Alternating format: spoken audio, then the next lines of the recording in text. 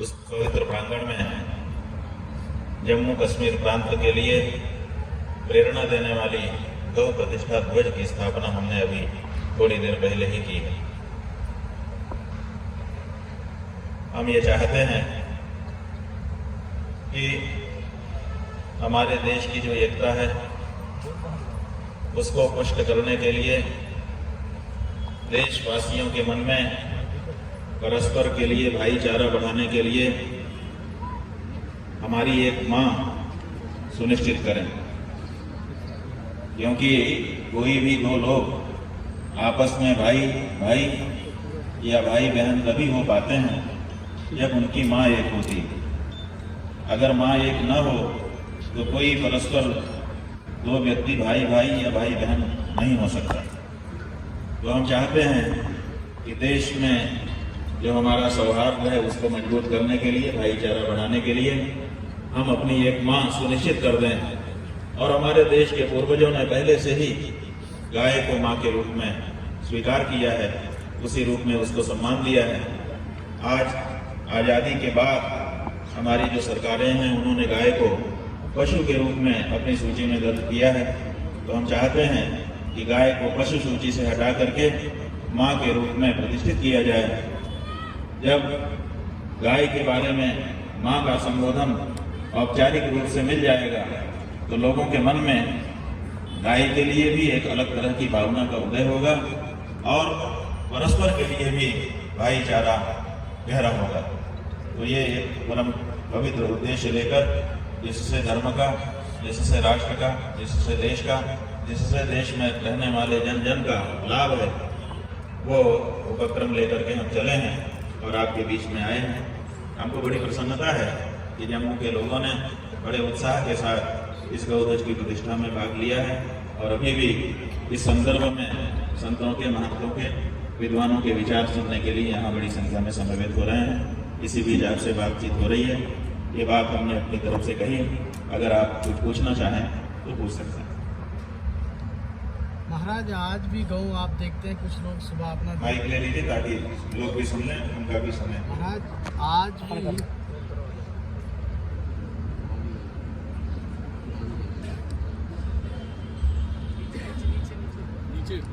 भी आप देख सकते हैं कि लोगों ने गौ रखी है और सुबह दूध निकालते हैं, शाम को बाहर चलने के लिए छोड़ देते हैं। इसमें आप क्या कहेंगे?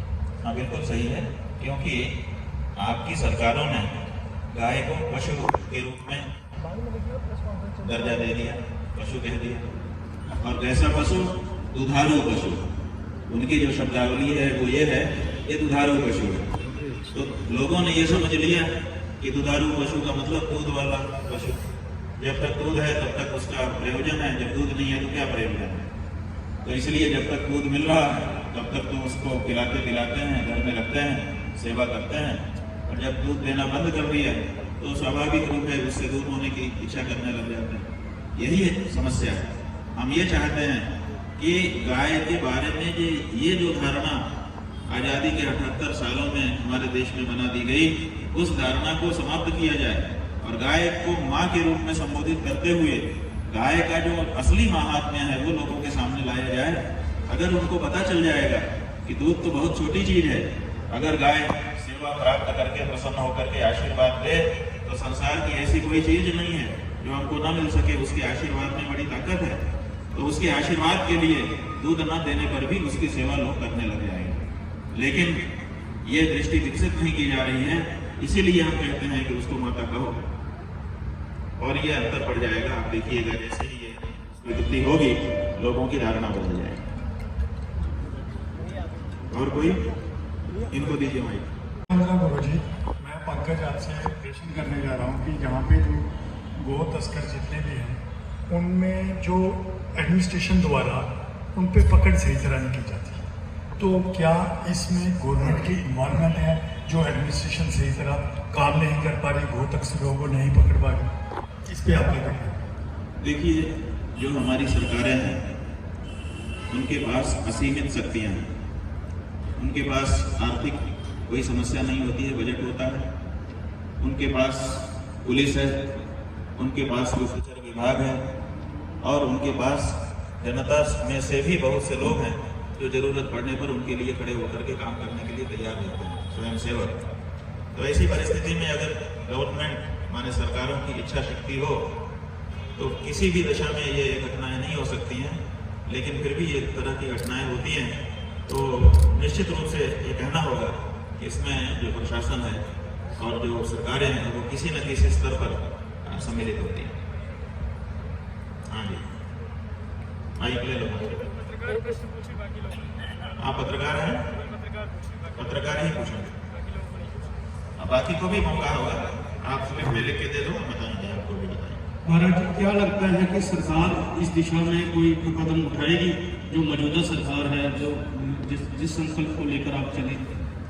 देखिए, किस समय कौन सी पार्टी की सरकार है हम इस तरह से नहीं देखते, क्योंकि आज हम इस तरह से देखें तो कल दूसरी सरकार हो जाती है। इसी सरकार के कुछ लोग आगे पीछे हो करके नई सरकार बना लेते हैं। कई बार ये भी होता है, बीच बीच में भी जनता नहीं चुनती है, फिर भी लोग आपस में मिलजुल करके पलट देते हैं मामला। तो कब कौन सी सरकार होगी कुछ पता नहीं रहता। इसलिए हम ये नहीं सोचते हैं कि किस समय किस पार्टी की सरकार है, किस गठबंधन की सरकार है। हम ये सोचते हैं कि कोई न कोई सरकार तो है, और जो सरकार है वो हमारे संविधान की शपथ लेकर के बैठी हुई है और जनता के लिए बैठी हुई है।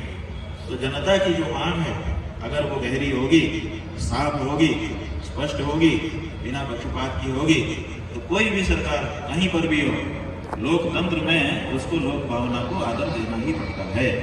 तो जब जम्मू कश्मीर के लोग खड़े हो जाएंगे कि नहीं नहीं हमको तो ये चाहिए, तो कोई भी सरकार हो उसको करना पड़ेगा और रोक देगा।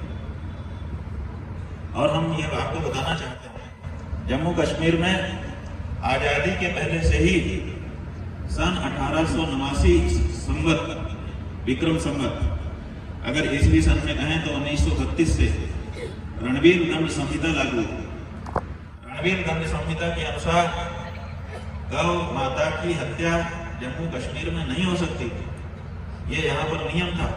इसलिए यहाँ की और कड़ाई से उसका पालन भी बहुत समय तक होता रहा था। इसलिए यहाँ की जनता के संस्कार में ये बात आ गई है कि हमको गाय नहीं मारना।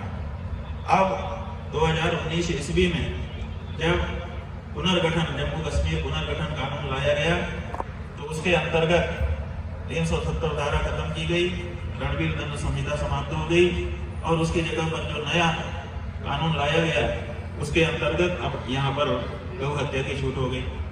तो अभी ज्यादा दिन नहीं हुए हैं ये छूट मिले हुए इस राज्य को। इसलिए अभी संस्कार इस प्रदेश के वही हैं, यहाँ का हिंदू हो, चाहे यहाँ का मुसलमान हो, चाहे यहाँ का सिख हो, सबके मन में गाय के बारे में एक भावना बनी हुई है।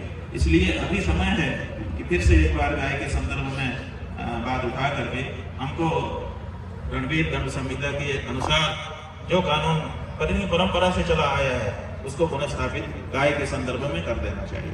तो हम समझते हैं कि कठिनाई नहीं होगी, लोग खड़े हो जाएंगे। धन्यवाद। और किसी के मन में कोई सवाल हो? धन्यवाद। धन्यवाद। बोलिए समस्त साधु समाज की। मैं आप सभी को दिल की गहराइयों से जो है बहुत बहुत